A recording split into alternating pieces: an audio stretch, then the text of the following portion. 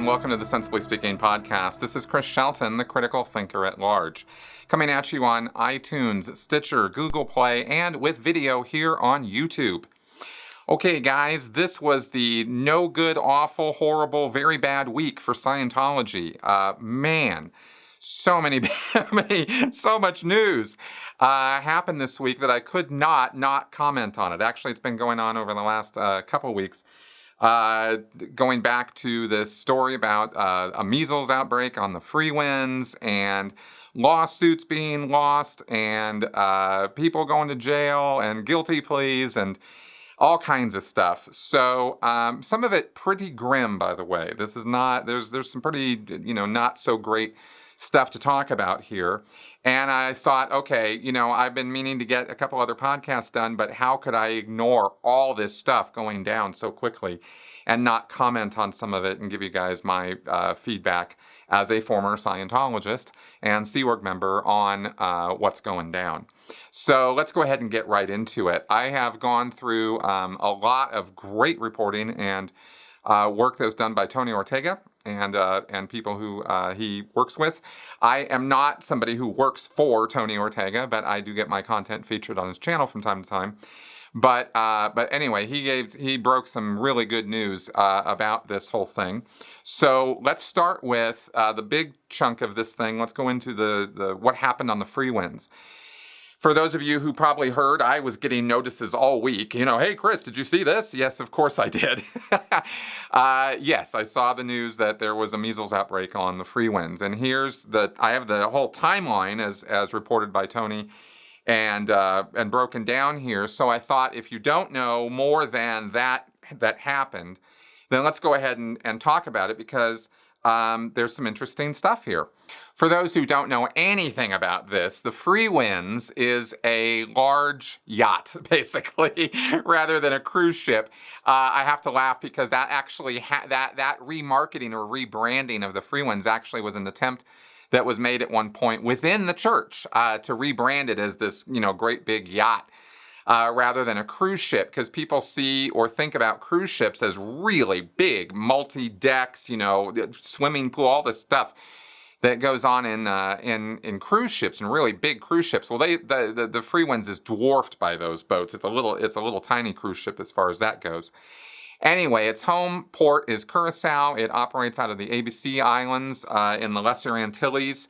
The ABC Islands, of course, are Aruba, Bonaire, and Curacao. And that is the triangle area where the Freewinds tends to operate. It has gone over to the West Coast, and it's gone, to some other places. But basically, that's where it hangs out.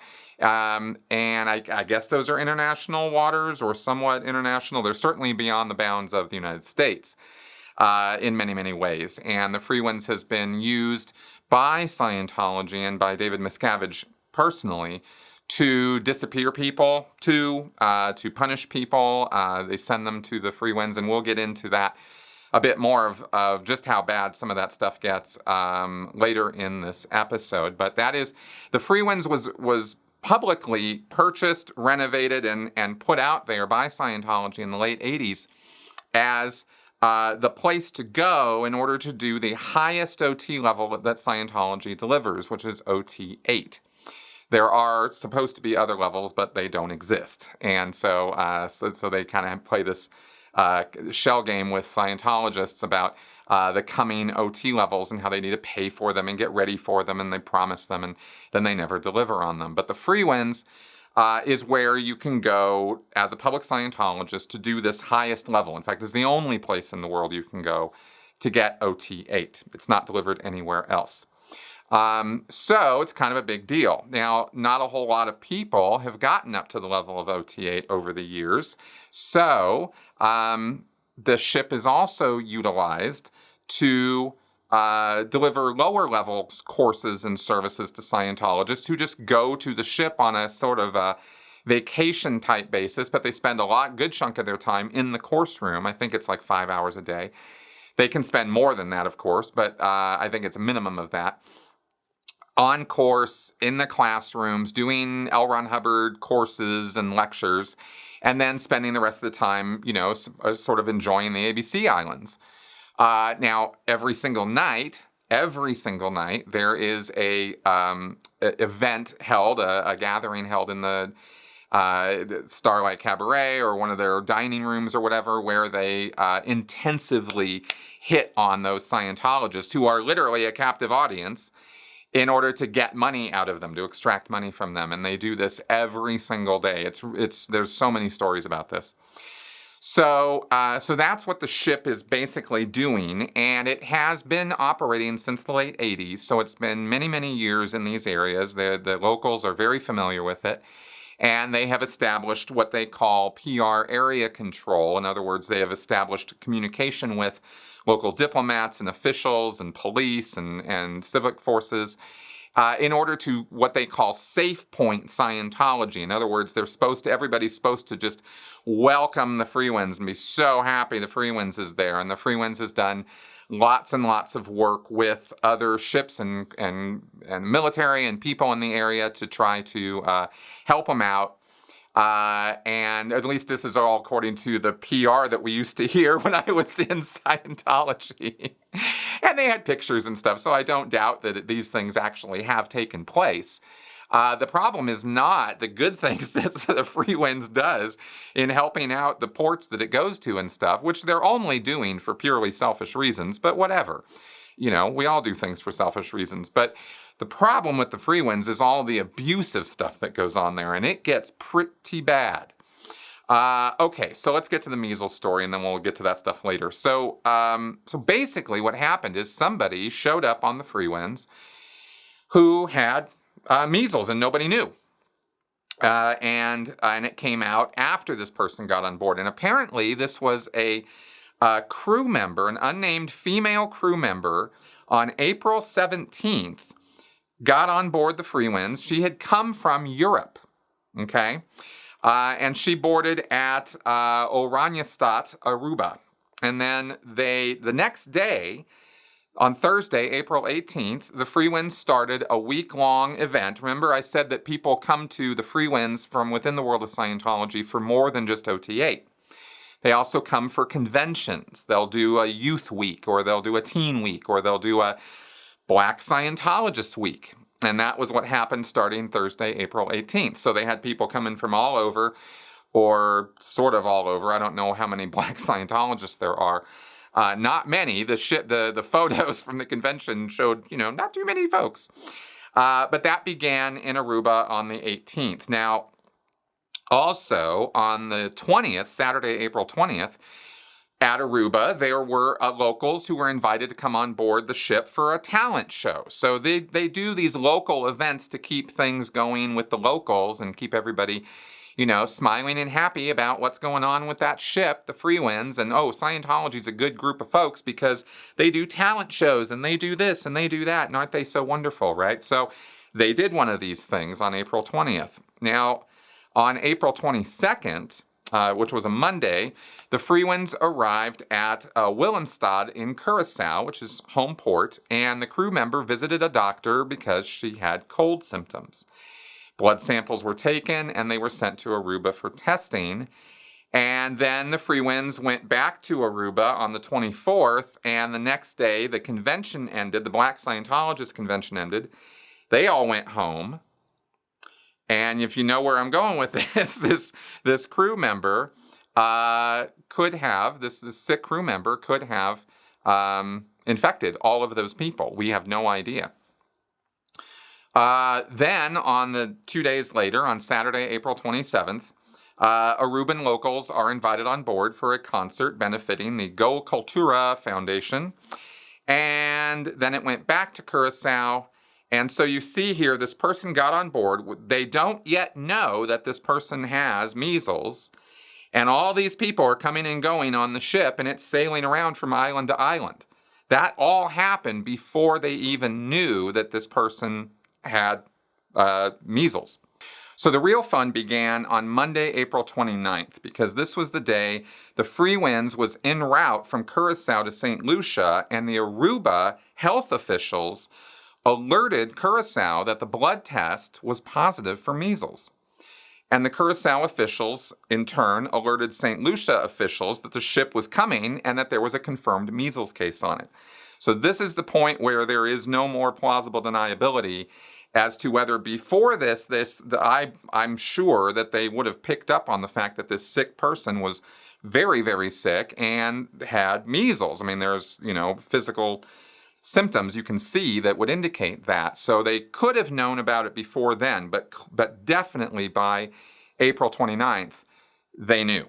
Because this was, there's no way the Freewinds wasn't contacted by radio and said, hey, guess what we found out, right?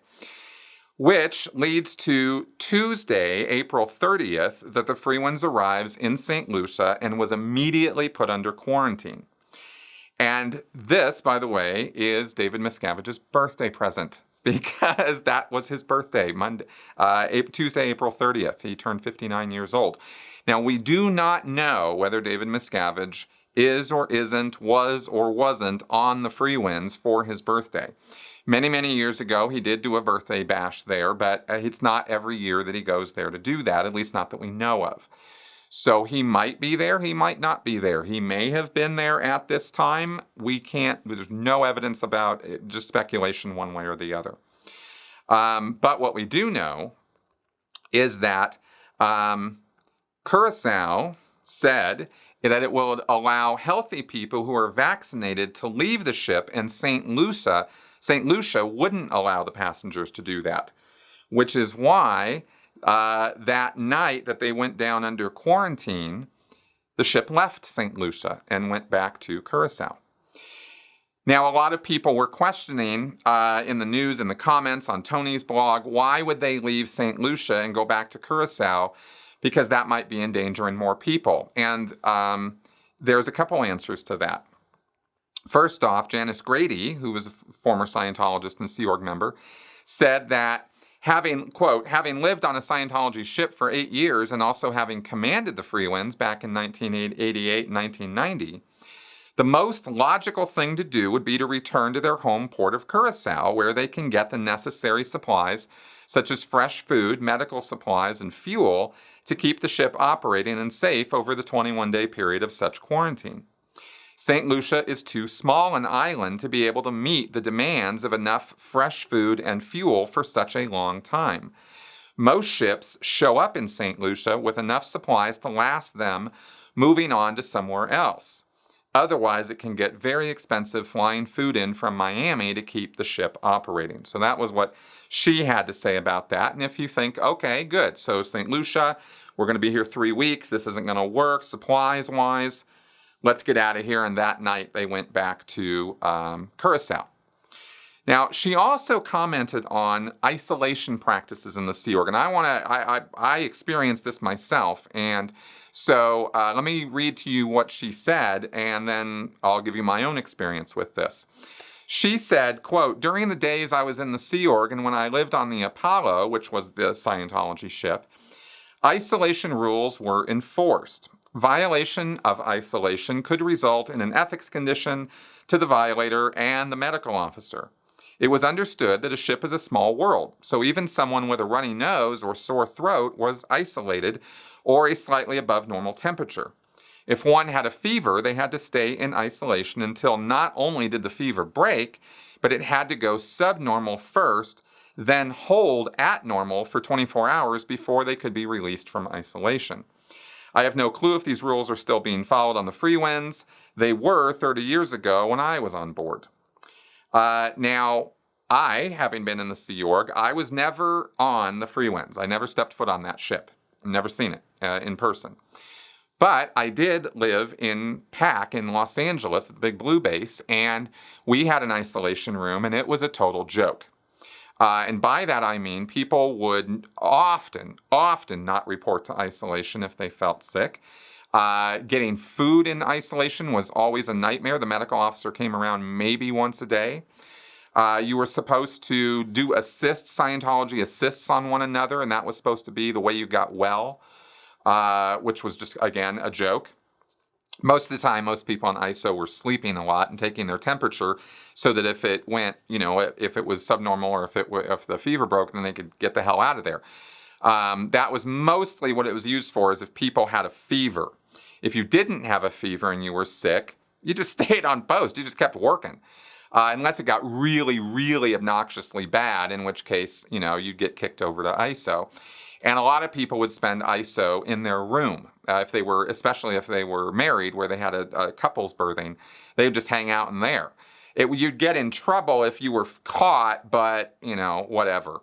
ISO was just a horrible, awful place to be, and nobody enjoyed it. But the rules of isolation were also not heavily enforced. Now, that all being said, on a ship, okay, things could be different. You do have more cognizance of the fact that you are in a small world and that people are, running into each other, and an outbreak of any kind of sickness could be quite disastrous for a ship's crew if vital necessary personnel are going down. So they might have been more cognizant of this on the ship. However, a point that's made here is that measles is an airborne disease. And if the isolation room on the Freewinds, and I have no idea what that room is like, how big it is, or how it's handled, but if the ventilation of the isolation room is a shared ventilation with the rest of the ship, then it's no isolation at all as far as measles is concerned. That's my layman's understanding of all of that. So we don't have any idea right now whether this measles outbreak was just the one person or whether it spread to other people. No idea at all what the current state of affairs is on the ship. And obviously no reporters are allowed on board, and no one's going in or out coming back with any real hard information about this. So they left off to Curacao, and the next day, Friday, May 3rd, is when the story broke on Tony's blog. And the ship arrived back in Curacao on Saturday, May 4th, where it has been since. Officials in Curacao, according to Tony's reporting, said they would quarantine the vessel, board the ship, demand vaccination records of the crew and passengers, and vaccinate anyone who couldn't provide proof that they had already been immunized. Okay, so Curacao clearly was taking that whole thing pretty seriously. And by the way, the ship is not docked in the middle of where it normally, I think, would dock and where everybody else is and where all the other ships are. It's over, a photo I saw showed it next to some oil derricks or oil storage areas or something, kind of off, I believe. I didn't see a 360-degree picture, so I can't be sure about that, but it looked like the ship had been isolated as well as quarantined, which would only make sense.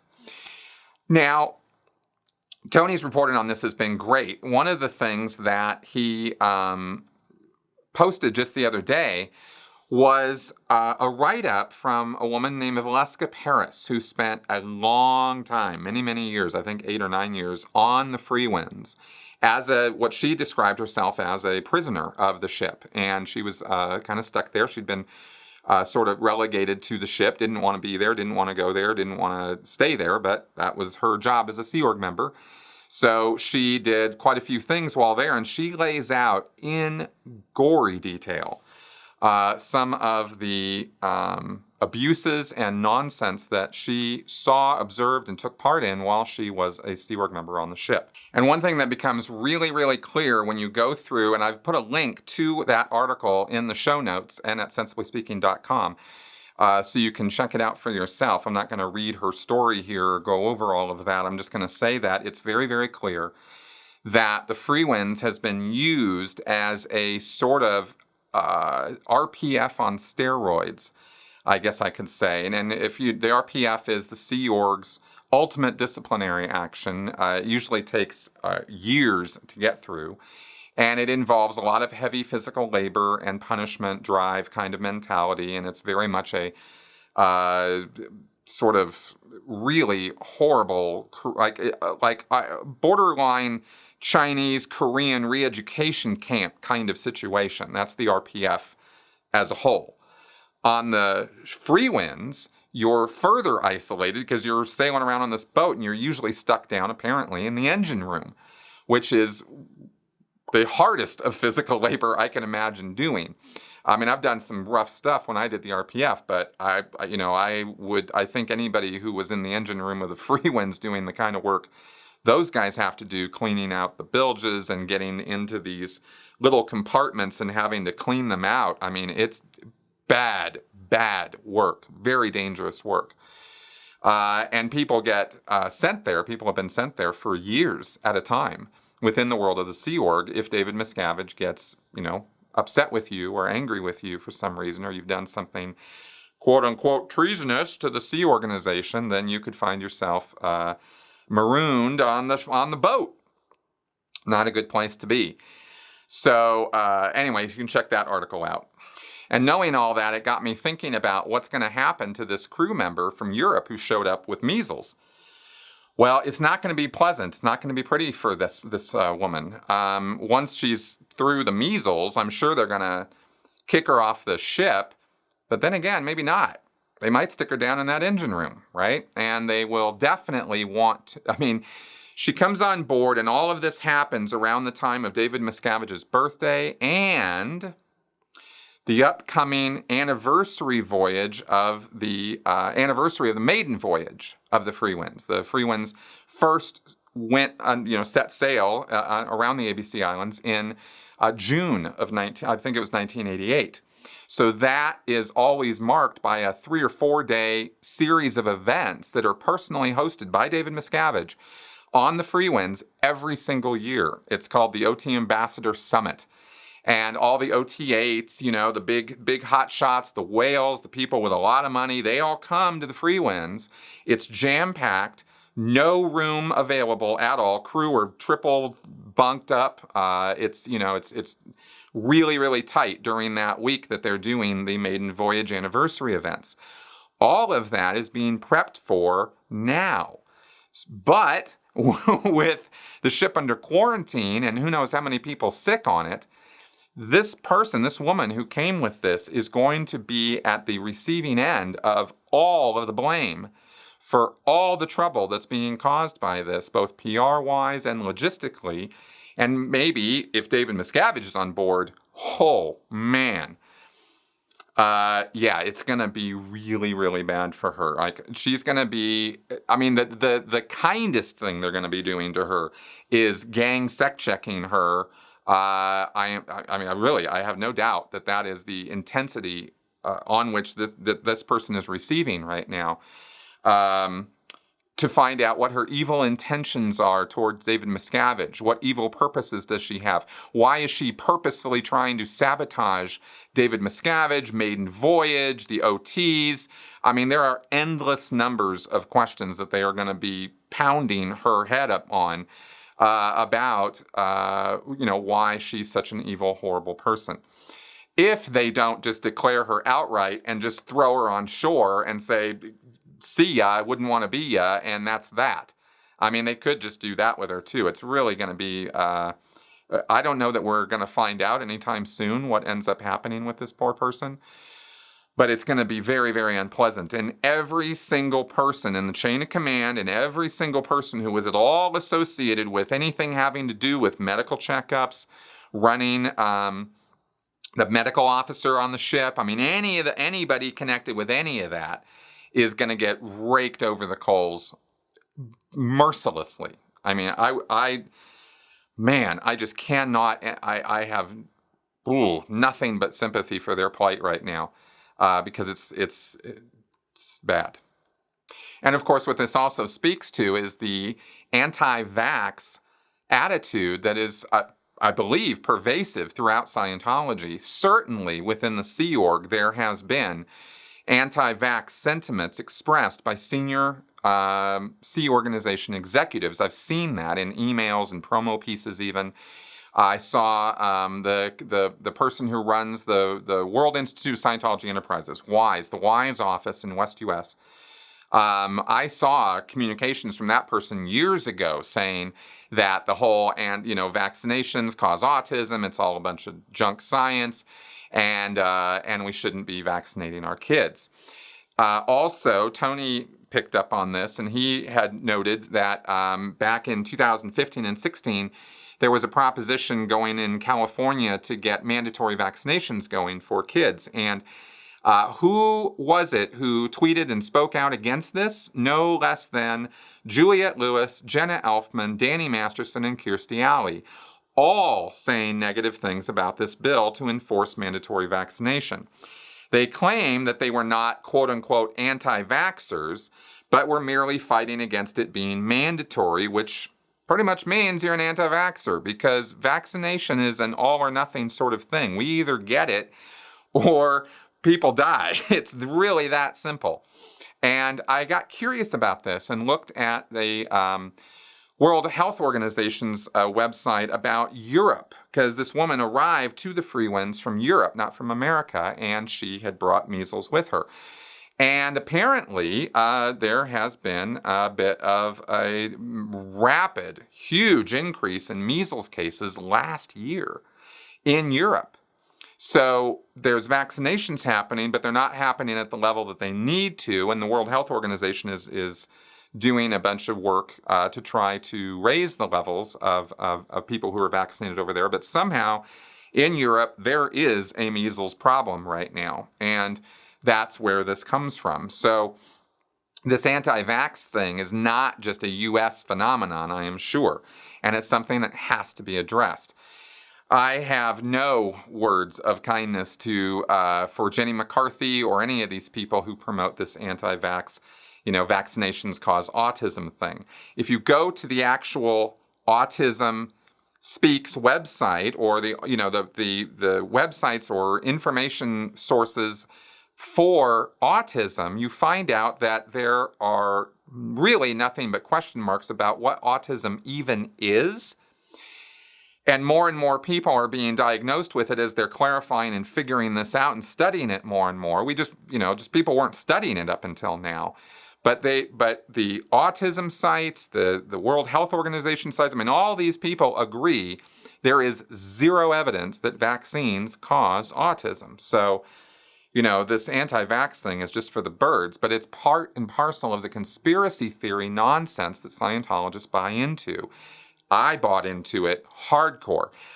And what woke me up was when Alex Jones, who I used to actually follow when I was a Sea Org member, I used to pay attention to what Alex Jones said. I couldn't watch him on the internet every day, of course, but I would see written articles from him, and we used his conspiracy theory nonsense in recruiting for the Sea Org.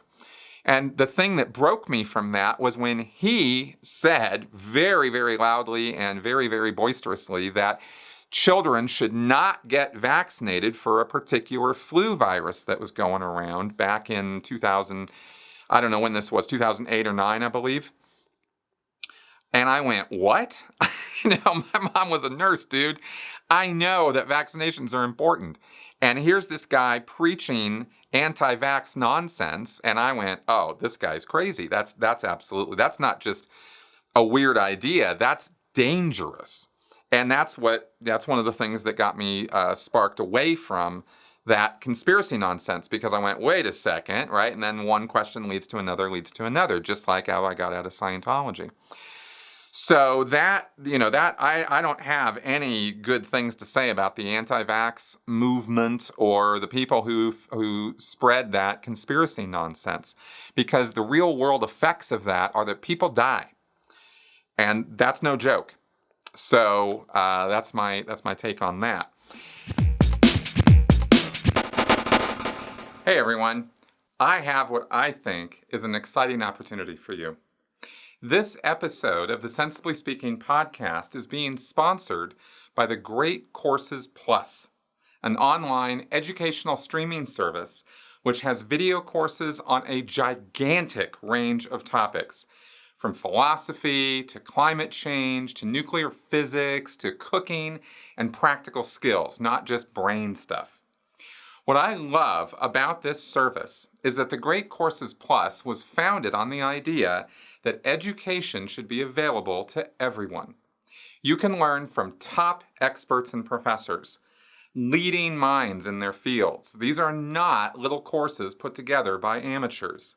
These are the real deal. I'm taking advantage of this myself already by studying their featured course, which is called The Deceptive Mind, a Scientific Guide to Critical Thinking Skills. Ta-da! I can't think of a course that is more suited to me and to you, my audience. So far, I've only watched the first couple of lectures, and frankly, my mind was blown by how much raw data is packed into what seems like a very simple series of lectures. This information is the basis for how I unraveled my mind from Scientology and how I've been working to help others do the same. It's really pretty amazing. The even better part is they gave me a custom URL, which I've put on the screen here, and which you can find in the show notes and in the description section of this video on YouTube.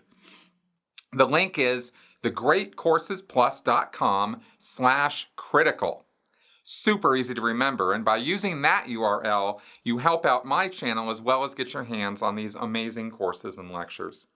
You just click on the link, sign up for the free trial, and open up the course for Your Deceptive Mind by Dr. Stephen Novella, or any other course you're interested in taking. It really is that easy. There's also an app you can download which allows you to toggle back and forth between the audio and video right on your phone or tablet, listening while you work or cook or exercise, yet still being able to toggle the video on when you need to see something being talked about that's in the lecture. I hope you'll give the Great Courses Plus a try. I think you'll find it more than worth your time. Use the link thegreatcoursesplus.com/critical and let me know what you think. So, bad ship, measles ship. Now, there were some other stories that came out, all on Tony's blog this week, that also demand comment. Joey Chait, a former Scientologist who's been featured on Aaron Smith Levin's channel. I knew him and kind of in a somewhat distant way worked with him when we were both in the Sea Org. He left way before I did. He actually came out with a story that he, as a Scientologist public who went to the Freewinds for events and things, like I mentioned, they have these weeks where teens come and stuff. Well, he was there for one of those conventions or maiden voyage or whatever he was there for, because he has, high-ranking Scientology parents, public Scientologist parents. And he apparently was raped as a minor. That was his claim. While on board the Freewinds by an adult Scientologist whose name he did not say. And this happened multiple times. Pretty gross. So not only do you have these kind of abuses and RPF type things going on this ship, but you also have sexual assault. Okay, great. Now we're going to switch around to some of the good news that happened this week. There was, also in the world of Scientology, there was a major victory against Narconon. Narconon is the drug rehab program, and I say that very, very loosely, that L. Ron Hubbard uses L. Ron Hubbard's methods. It actually wasn't invented by L. Ron Hubbard, but it uses L. Ron Hubbard's purification rundown and objective processing and some other TRs and other stuff to get people off of drugs and rehabilitate their purposes in life and make them drug-free. It has no more success rate than any other drug rehab program out there. The drug rehab programs that exist in the big wide world, for the most part, are guesswork as to what's going to work, what's not. Some things work for some people, they don't work for others. For any of these groups to be claiming 100% or 80% even success rate and lack of recidivism is just so much hot air. None of these programs anywhere deliver those kind of results, and Narconon is no exception to that. So they lost and had an $11 million judgment against them in a civil suit involving the wrongful death of a man who had gone to a Narconon facility without knowing that it was Scientology. One of the things that you find across the United States, and probably in Europe too, are you'll find drug rehab facilities that do not say anything about Scientology, Church Scientology, or even Narconon. They don't even use that word. Pleasant Hills, Ranch Valley, all these sort of euphemisms for these places to give them this nice, airy, light name so that they'll attract people to go to them. But they might mention that they might possibly mention something about a Hubbard method or successful, but most of the time it's couched in very generic terms. So these narcanons are kind of hard to spot at first glance. You have to actually dig and know to ask, are you guys a narcanon? Are you doing Church of Scientology stuff? Are you using L. Ron Hubbard's methods? These are important questions to ask in the drug rehab area, apparently, because if you don't ask those questions, you might end up in a narcanon facility where you're going to be treated to Scientology. And you're going to be paying tens of thousands of dollars, or more likely, your insurance will be paying tens of thousands of dollars for the privilege of you being there. So you can yell at ashtrays and sit in a sauna and sweat out really almost nothing because, there are drug residuals. Don't get me wrong. There are drug residuals that stay in the body, but LSD is not one of them. And most alcohol isn't one of them. And most drugs flush through the system the way they're supposed to, because your body functions the way it's supposed to, and it gets rid of those things. So Hubbard's theories about all of that are just so much nonsense. So anyway, he ended up in this Narcanon facility, and he ended up committing suicide. And his family sued, and there were 5 Scientology attorneys there representing the Narcanon facility. There was the lone lawyer representing the good guys, and he beat the pants off them. And this was also, it should be noted, a jury trial. And jury trials are never, ever successful for Scientology, because the truth just kind of outs, I guess. I mean, it's so obvious that, that's how it goes down. They always lose jury trials. Okay, and then the other thing was, there was a chiropractor, Scientologist in New York, a fairly well-known one, who ended up getting caught up in or contributing to working into a Medicare scam through his office. And he ended up pleading guilty. And this was an $80 million Medicare scam. So this is not small potatoes. This wasn't something, no big deal. This was a huge deal. And this guy's pleading guilty. He's going to jail, I'm sure. So that was another Scientologist in the news this week, getting busted for being the most ethical group on the planet, right? I mean, this, you just kind of have to, you almost savor this kind of thing, because it's very, I understand the mindset of Scientologists. I get where they're coming from. They think that they are the good guys, and that everybody else in the world would be on board with them if they only knew how wonderful Scientology is. But the fact of the matter is, Scientologists are not any more ethical or wonderful than anybody else anywhere. In fact, because of their arrogance and because of their trumped up, their attitude, really, they have a very bad attitude about their own ethics. And because of the black and white thinking that goes on in Scientology, right, the us versus them mentality that develops, you get really a cloistered bunch of people who are they act really, really stupid about a lot of things. But they tell themselves, this is what goes on, is they're in there telling themselves how smart and wonderful and great they are.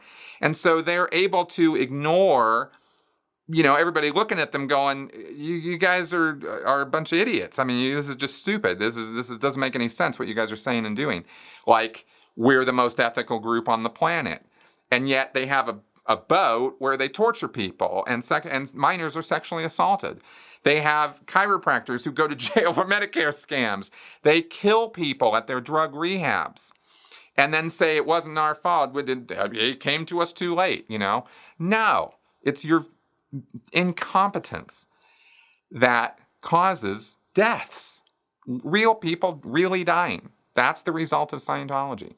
So, it's definitely joke-worthy. It is definitely worthy of being lampooned, but it's also something we should look at in a fairly stern light. This group does not deserve religious recognition. They do not deserve tax exemption. They are not an honest group of folks.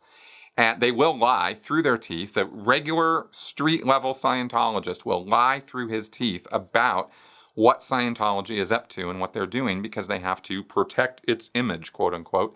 And they have bought into such a bill of goods that they actually think that by lying, they're doing the right thing and the good thing, and that they're helping you and themselves in life, right? That's how far gone this most ethical group of people on the planet is. So anyway, that's my soapbox rant about that.